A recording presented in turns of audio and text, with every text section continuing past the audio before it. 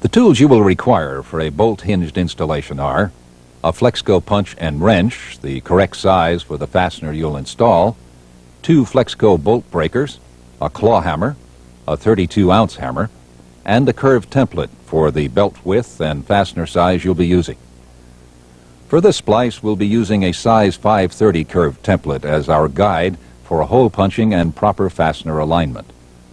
While it can also be used as a guide for making the proper curved cut in the belt ends, we'll be using the Alligator Series 400 curved belt cutter because it makes cutting a clean, precisely curved belt end easier and safer.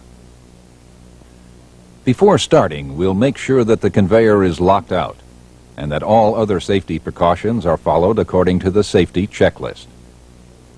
We'll start the bolt-hinged installation with measuring the belt as usual, then cutting curved belt ends with the Alligator Series 400 curved belt cutter.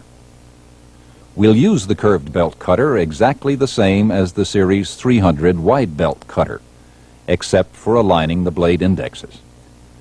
Because we're cutting a curved belt end, we'll align the blade indexes only on both ends of the cutting line. Bolt-hinged fasteners require this concave or curved belt end to distribute operating tensions evenly across the splice, reducing the potential for splice edge failure. Fastener size is based on belt thickness, minimum pulley diameter, and the belt's mechanical fastener rating. Our belt is 17/32 of an inch thick and 30 inches wide, so we'll be using number 550 bolt-hinged fasteners. We'll place a solid working surface under the belt end. Then place the curved template over the belt end, center it, and nail it in place with the double-headed nails that come packaged with the bolts. Spray the holes in the template with FLEXCO silicone spray to make hole punching easier. Then punch all the holes. Speed tools such as the power punch are used when shorter installation times are desirable. Both speed tools, the power punch and wrench, must be used with an impact tool equipped with a FLEXCO quick change chuck. After all the holes are punched, remove the template. We now have two options.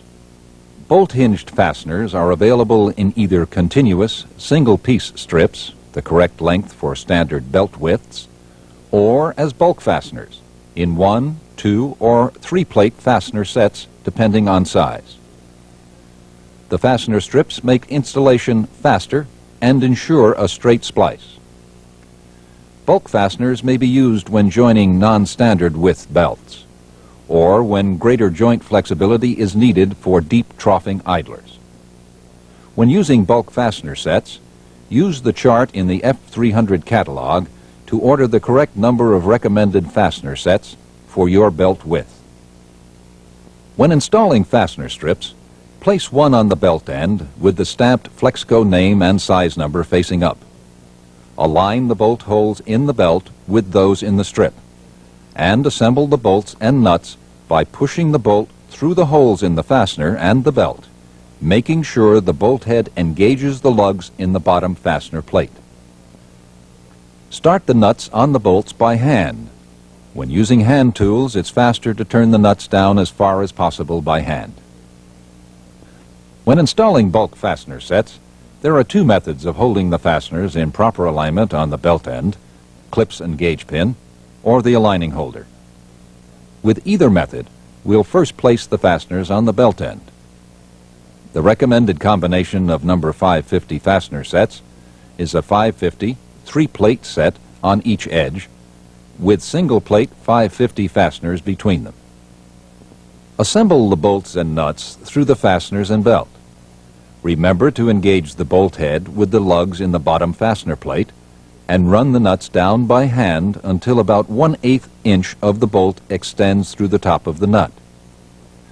This 3-plate fastener set placement is recommended with 550 bulk fasteners to give greater strength to the splice edges. When using the clip and gauge pin method, we'll place the clips on the fasteners as we insert the gauge pin. Use one clip centered on the 3-plate fasteners, and with single plates, straddle two fasteners with one clip. When using the aligning holder, first turn the nuts down by hand as tight as possible. Then unlock the cam pin and turn it up. Mesh the holder with the fastener loops, insert the gauge pin, and turn the cam pin down so its handle is parallel to the belt, and lock it in place. The aligning holder can also be used in place of the curved template. When installing bulk fastener sets, we'll insert FLEXCO lock tape between the fastener plates and the belt by cutting a length of tape slightly longer than the belt width, then cut a point on one end and thread it with the curl towards the belt between the fastener plates and the belt. The FLEXCO lock tape will prevent belt ripple and make inserting hinge pins easier. Insert tape between both top and bottom plates and the belt. To hold the tape in place, push and hold it tight against the bolts and tighten one fastener in the center, then one on each edge. Now we'll tighten the rest of the fasteners. Remember, we can shorten installation time by using speed tools. In this case, the power wrench. While tightening the nuts, make sure the fastener teeth penetrate the bottom of the belt and that the top cover puckers behind the top plates so nothing will catch under them. With the gauge pin in place, use the FLEXCO bolt breakers to break off the excess bolts. Push the bolt breakers down, tight on the nuts, and bend the bolt ends back and forth in short motions until they break off. We'll make sure the bolt breakers are down tight on the nuts before each bend so that all of the excess bolt is broken off. We're using 2 bolt breakers to give us better leverage and to help hold the belt in place while we work.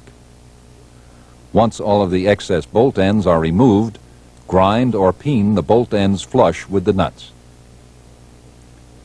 Remove the gauge pin and clips when installing bulk fasteners, and insert the plastic filler tube by cutting a piece slightly longer than the splice width. Then slip one end over the tip of the gauge pin and insert the tube with the gauge pin through the fastener loops. Then remove the gauge pin. Repeat the installation on the other belt end. Mesh the fastener loops together and insert the hinge pin. To complete the splice, notch the edges of the trailing belt end. When we're not certain of which belt end will be the trailing end, we'll notch both ends. This notch should be 3 times as long as it is wide. And to keep the nylon-covered hinge pin from migrating, we'll crimp on hinge pin retaining washers.